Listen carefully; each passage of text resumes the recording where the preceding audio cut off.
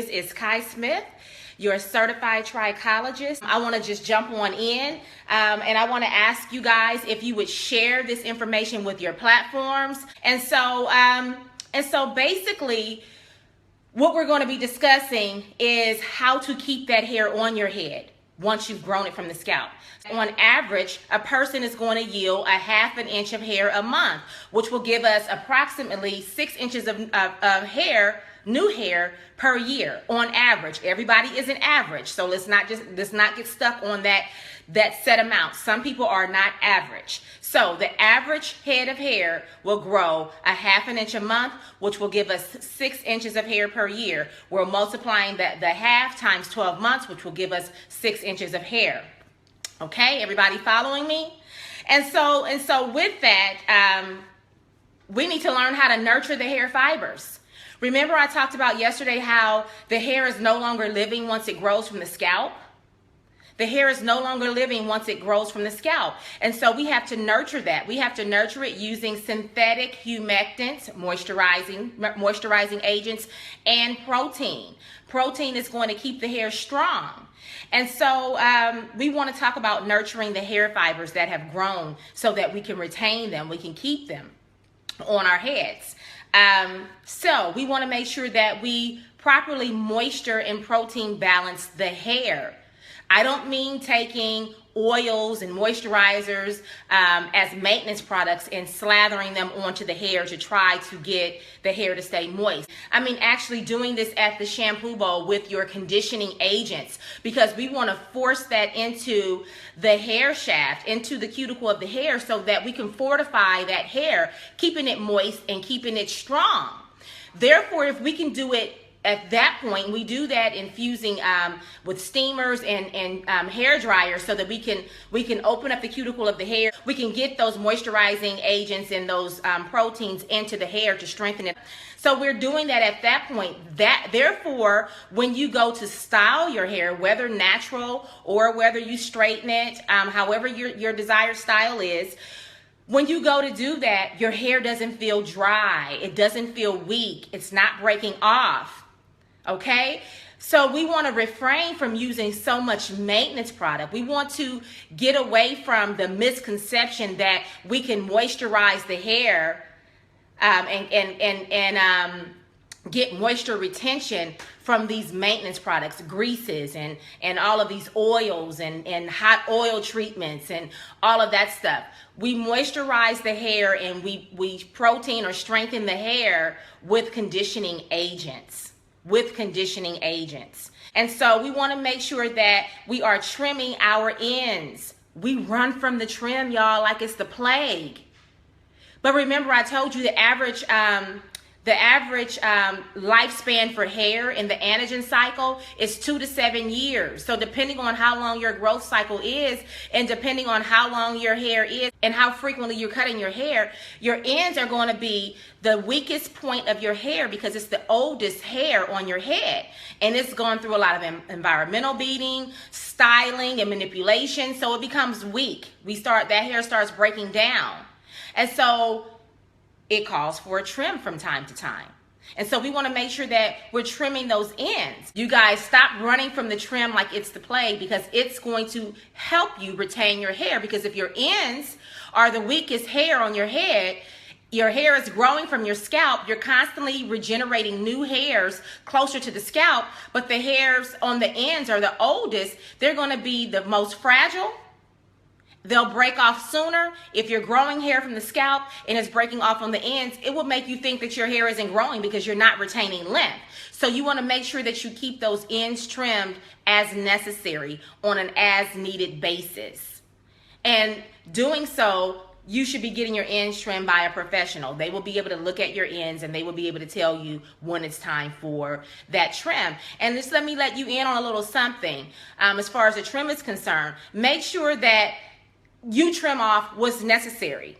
Don't try to cut corners with the trim. If you need a ½ inch cut off because you've just waited that long before you've gotten a trim, because you've been skating around getting a trim, but you only want them to cut off 1/4 inch because you really don't you mentally can't deal with cutting a ½ inch of your hair off, You're just going to prolong the process. The ends of your hair, when they split, they continue to split up the hair shaft, just like a run in a stocking. Just like you put that clear polish to think you're going to stop the run and it still persists and it splits even after, runs even after the clear polish. There isn't anything you can do to salvage those ends. You have to cut them off where they start so that you can protect the rest of your hair, because they will continue to travel up after a period of time. They'll continue to tangle around other hairs that are healthy, causing you to lose hairs that are unnecessary because you need a trim. So don't run from the trim. The trim is your friend. It's going to help you keep the good hair on your head if you get rid of the old hair on your head, okay? And so we want to make sure that scalp hygiene.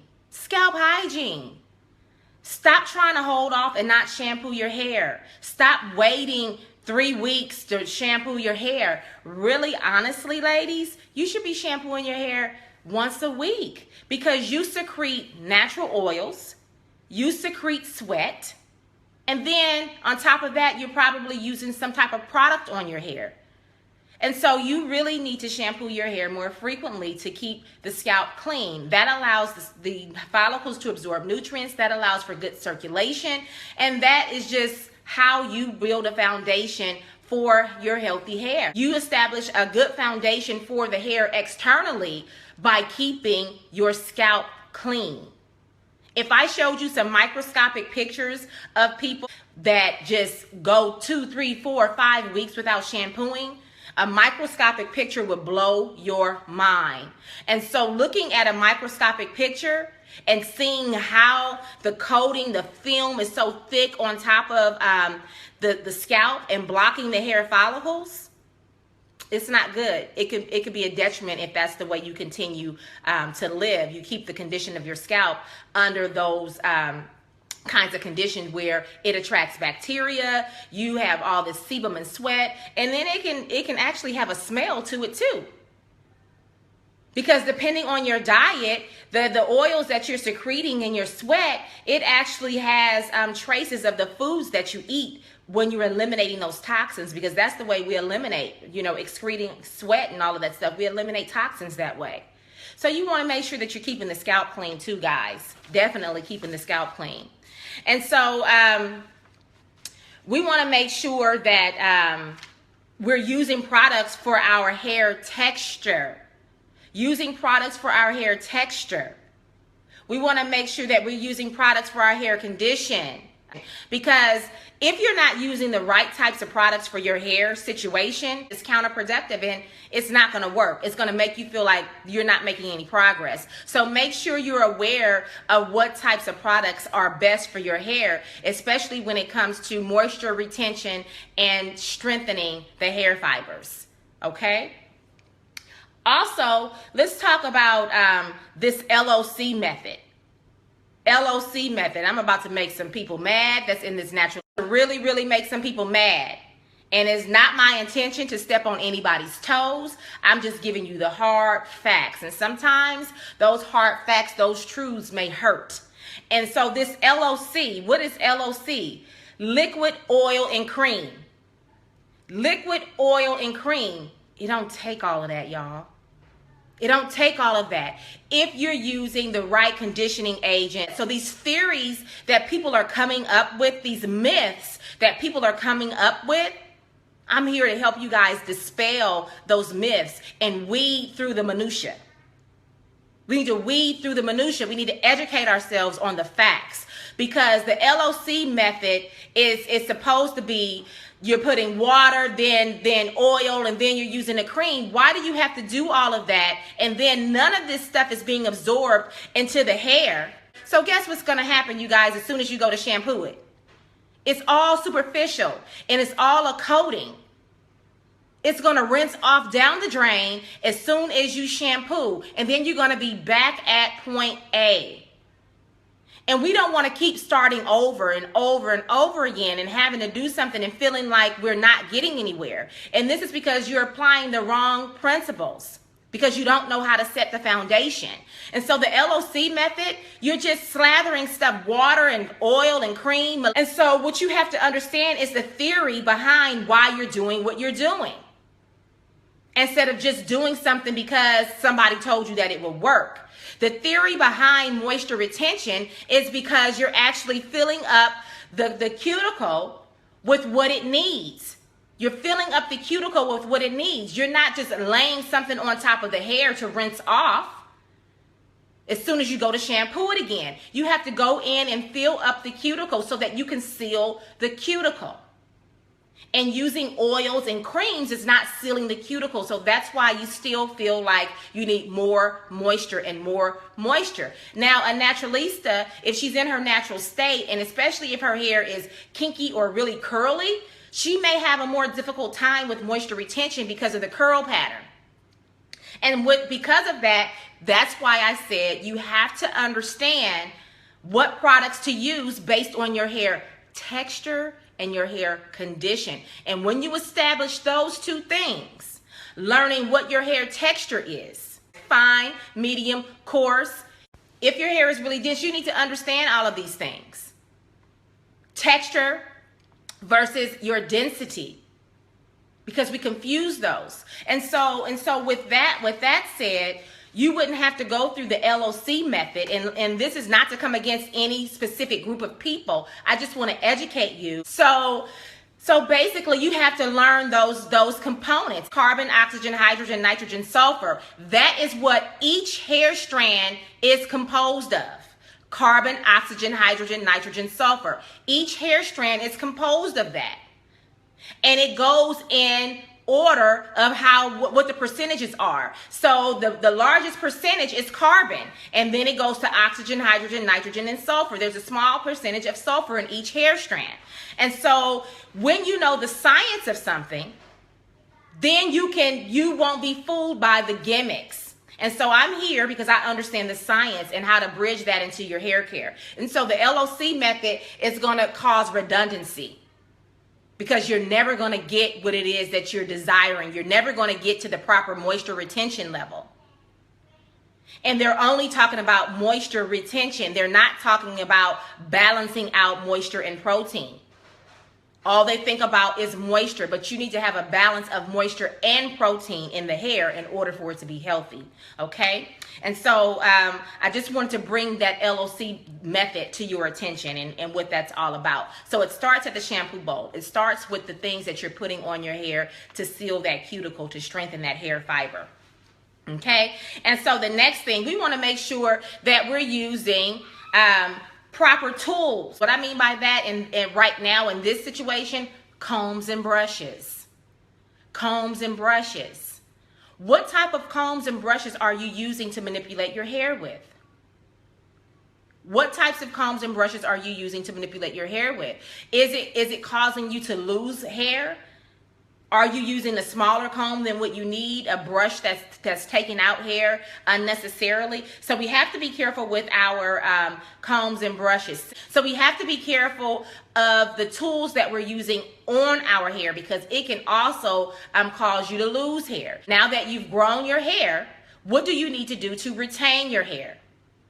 What do you need to do to retain your hair? The tools that we use as far as the combs and the brushes are going to be essential. Because they can cause you to lose extra hair if you're not careful with those. And so I want to come to you and I want to dispel another myth, since we're talking about tools. So I read on a blog, because of course I'm always going to read these blogs, because I want to know the information that's out there, the things that you guys are being told, the things that are fooling you guys into damaged hair. They're fooling you into damaged hair, and they're being camouflaged as ways to have healthy hair, but it's really fooling you into damaged hair. Y'all got what I said? It's being camouflaged as ways to have healthy hair, but you're being fooled into damaged hair because it's not really working. The methods, the concepts are not really working. Okay? So the thing that I came across on a blog, and I was just like, really? You know the emoji with the buck eye? That was me when I read this information. It says to not to over manipulate the hair. in a way not, and you should not over manipulate your hair. That's not what I'm saying, but it's what they told you to do, to not over manipulate your hair. Don't over manipulate your hair, and in order to refrain from over manipulation, you should finger comb your hair. You should finger comb your hair. You can't finger comb your hair and think that you're going to comb your hair out and that it's going to do what it's supposed to do. You have to use the right tools to comb your hair out. When you're combing your hair out, make sure you're also starting from the ends and working your way to the scalp. Because if you start from the scalp and try to comb all the way through the ends, any little snags or knots that you'll have in your hair, you'll comb that all the way through the hair shaft, and it will cause you to lose unnecessary hair. But you cannot. They want you to do this. They want you to finger comb your hair. There's no way that I can finger comb my hair and get all of the tangles out or have it to be properly laying correctly. I couldn't do that. And so that's one of the biggest myths, that you can finger comb your hair. Just think of if you shampooed your hair and you have a lot of hair, your hair is dense, your hair is kinky or really curly, and you go to shampoo your hair and you try to condition it and you finger comb it, your hair will be an absolute mess. Your hair will be an absolute mess. So you can't possibly finger comb your hair. So that's a myth that I want to dispel. You really need to use the right tools, combs, brushes to get through your hair. Okay?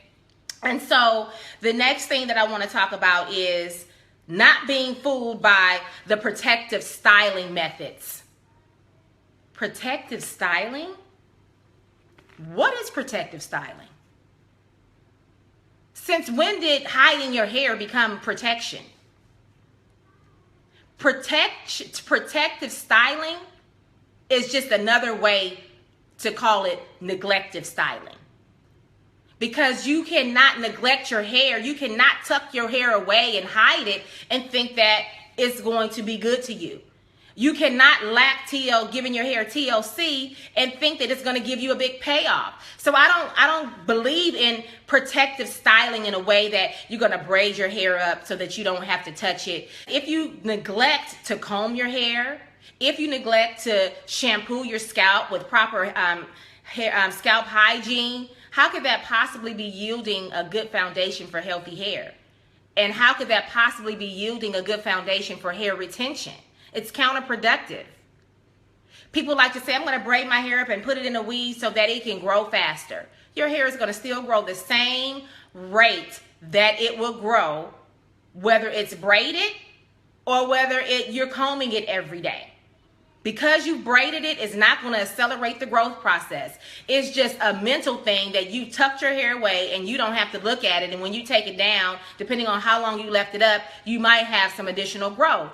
But that is not being productive as far as retention, because in order to retain the hair once it grows from the scalp, you have to take care of it. You have to give proper moisture protein balance, and you must have proper hair styling techniques in order for you to retain the hair. And hiding it under a weave or putting braids in your hair and doing all that is not going to help it, because you can't clean your scalp. You can't clean your scalp. And so I'm not an advocate for that. I'm more so an advocate, if you want to put your hair away, get a unit, get a custom made unit. That way you could take that thing off and you can shampoo your hair on a regular basis like you need to, and your scalp can breathe, instead of locking it away with the weave being sewn on top, and you're not able to really cleanse your scalp like you need to, and you're not really able to moisturize your hair fibers or strengthen your hair fibers like you should. And so all of these things we want to grow hair, but we don't want to eat right. We don't want to take care of our bodies. We want hair retention, but we want the easiest way to where we don't have to comb our hair every day. So your mentality, your perspective is not, and if that is you and you want shortcuts, your mentality and your perspective is not in alignment with what you really desire, with what you really want. And so in order to get these things, you have to shift your perspective. You have to know that your hair is not going to grow sooner, quicker, faster because you take a hair vitamin. You have to know that no hair vitamin is going to accelerate your growth process. That's DNA. And there are things that are going to influence it negatively. And there are things that you can do to enhance it to keep your growth cycle in position like it's supposed to be. However, once again, you want to keep long hair, but you want to go and use everything that you see on the shelf in the store, putting it on your hair, and then you expect to yield these results. That's why I'm coming to you in this video today, because I want to stop you guys from doing that. I want to stop you guys from doing that and learning how to make better choices when it comes to your hair. And yesterday is where the foundation begins, with the science, taking care of your body, feeding the cells feeding your body at a cellular level, so that you can yield have a healthy foundation to yield good fruit, which is your hair, skin, and nails. And then today we want to learn how to retain it. Retaining it is what we're doing to it on a daily basis. And if you want to tuck it away and you don't want to take care of it, then you can't expect for your hair to stay on your head. Another thing is with moisture retention, we have to switch up according to what the weather is like. So now the weather is typically colder. We're inside of buildings with the artificial heat, a lot of heaters. We're out there in the cold weather. We're wearing scarves and hats that are absorbing moisture from our hair. So we're really going to need more moisture in this cold season, especially depending on where you live, the region of the world that you live in, or the United States that you live in. You're really going to need more moisture. So one thing that I can advise you to do as far as more moisture retention is sleeping with a humidifier in your room. Sleep with a humidifier in your room. More moisture retention. Buy you a tabletop steamer so that at home you can infuse that moisture into your hair. So those are just some tips that I'll give you today about moisture retention that will help you with the moisture retention. But remember, it all starts within. When I read this, put your hair in braids, cornrows, twist, or a bun. So, and then they said, I wrote it down, and then it says wear them for 2 weeks or more. Or if you put a bun in your hair and you wear it for 2 weeks or more, your hair is still shedding. It's still doing its natural course of shedding. And you're not combing your hair out. It's neglect at the same time. I'm not against braids or anything like that, but this topic is talking about hair retention. This topic is talking about hair retention. So I'm not anti-braids at all, because they're cute. I like them. But if you're looking to take care of your hair, you can't spend the majority of your time in braids or in this crocheted stuff with this hook going through the hair. I'm not really for the crochet method. It's cute. Yeah, it's cute, but everything that look good ain't always good for us. Because you're taking a latch and you're hooking it on to a braid on the hair. And that little hook, that little crochet needle can easily get hooked into the fibers of our hair. The fibers of our hair is so delicate. It's so delicate. And anything that hooks to that, you can be pulling the hair out and you don't even know it. No matter if you have an awesome, excellent method. So there's always room for error in anything. And so I just tend to stay away from it. I mean, although it looks good, this crochet method, it look good. I got some friends that wear it. And it looks really cute. But my concern is, how are you preventing that crochet hook to not get hooked to some of the hair fibers when you're taking that hair and you're locking it in and then you slide it under the braid and then hooking it? How are you preventing that? How are you not snatching some of the hair out of the follicles? I don't get it. Maybe I'm missing something. But that's my theory. And so a client couldn't come to me and ask for that. And if one of my clients says she wanted to get it, I would caution her and I would give her my theory behind it. It's cute, but everything that look good ain't for us. Weaving, I used to do a lot of weaving. However, when I became a trichologist and I understood the importance of a clean scalp and scalp hygiene and, looking at things from a microscopic level, and I saw what was really going on with the scalp, things that you can't see with the naked eye, that's happening with the scalp, I don't want to weave anymore, because it's all about protecting the scalp and making sure that the hair has what it needs to stay on your head once it grows out. And so I won't do anything that's counterproductive to that. And then again with the bun, putting too many buns. I have so many people that come into the salon that have been wearing buns in their head, and it looks like rats have been nibbling on their hair in the middle. They have hair right here, everywhere except for in the middle, because of that bun, and that's traction. For me, if you're going to wear a bun in your head, I'm not saying you can't wear the bun, but what I'm saying is this young lady who wrote her blog said to wear them for 2+ weeks. That means that you have a bun in and you're not taking it out for 2 weeks. I don't believe in that. Protective styling is just making sure that you have good maintenance practices to your hair, that you're doing something that's going to be conducive to your hair, that is going to yield healthy hair. And so with that, I want to leave you guys with, it's one thing to grow hair. It's another thing to retain hair. And just encourage you guys to be mindful of the way you treat your hair, because your hair fibers are very, very delicate. Very delicate. They can't endure as much as you think that they can. And one of the reasons that you may be growing hair and not retaining it is because you're not trimming your ends enough, and it's breaking off on the ends as it's growing from your scalp. And then another thing may be that you're over manipulating it, or you're doing protective styling that quote unquote protective styling that's really neglect and causing you more harm than good. So before we get ready to depart, how are you guys feeling this content today? Is it making sense to you today that some of the things that we think are healthy for our hair that we're doing, that are a part of our hair care regimen, they're the direct cause, the detriment to our tresses, our mane, the reason why we're not retaining it?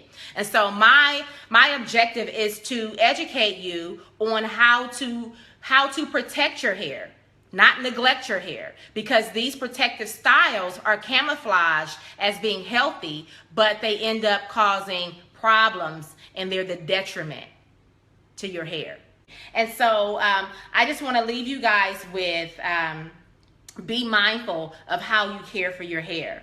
You grow it out and you think that's the end. You have to give your hair TLC. Be mindful of the information that you receive and how you use that information to take care of your hair. I want you to learn how to be better stewards of your hair. This will help you retain the hair as it grows out. I hope that this content has been very valuable to you guys today, because I sure had an awesome time presenting the information to you guys. So I pray that your experience has been as great as my experience coming before you guys today. Until we meet again, you guys be good to yourself. Bye-bye.